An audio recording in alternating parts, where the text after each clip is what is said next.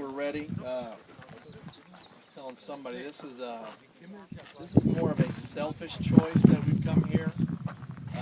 It was for me, so I apologize if you don't. I've never been here. I've read about it. I've watched about it, and because we're doing the baptism at our hotel, we had this extra time, and Ari was kind enough to get us up here. This is a great story. As he said, the name of this mountain is Gamla, which is Aramaic for camel. You can't really tell, straight on, but if you were over there or over here, you would see the hump. When you get home, Google it. Google Gamla, and you'll see a beautiful picture of it. But as you know, this is called, and as he explained, this is called the Masada of the North. That doesn't mean anything to you right now. It will when we go to Masada, but you'll see the same result.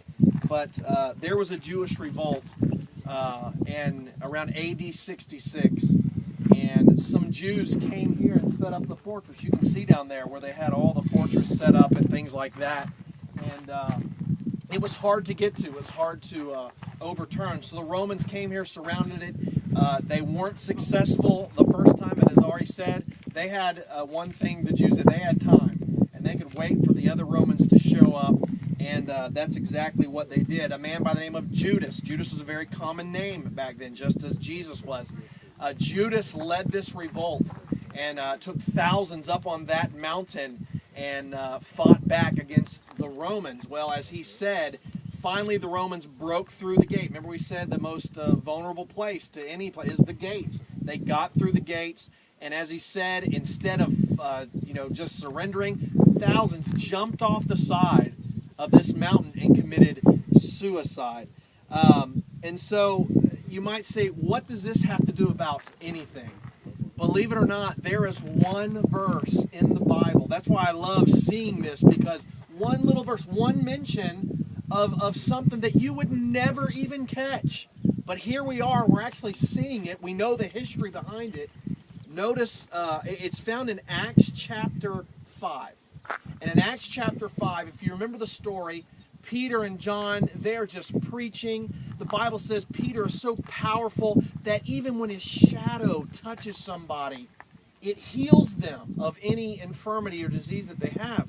And so Peter is preaching, and the Pharisees, Sadducees, they don't like it. They throw him in prison. An angel gets him out of prison. The next day, they're in the temple preaching again.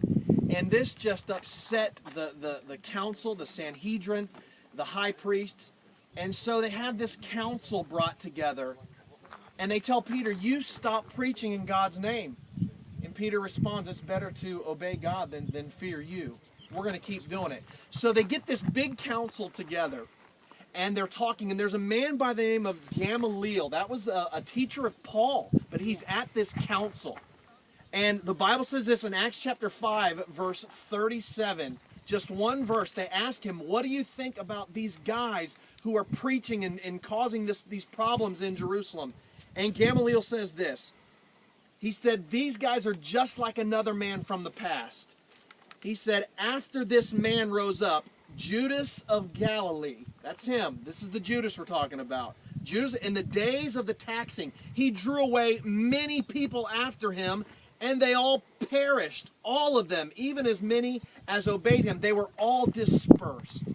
So he was saying this, the same thing that happened to Judas on Gamla, if these guys, Peter and John, aren't of God, the same thing's going to happen to them. They're going to perish, and all the people who follow them are going to perish too. Well, we know Peter and John, they thrived. They didn't have the same outcome as Judas and them. But this is the story. I mean, it's all happened right here. Just that little verse brings all of this to life. So we'll stop there, and I want you to take pictures. Take a look at Gamla, the camel hump mountain, as you will, and we'll move on.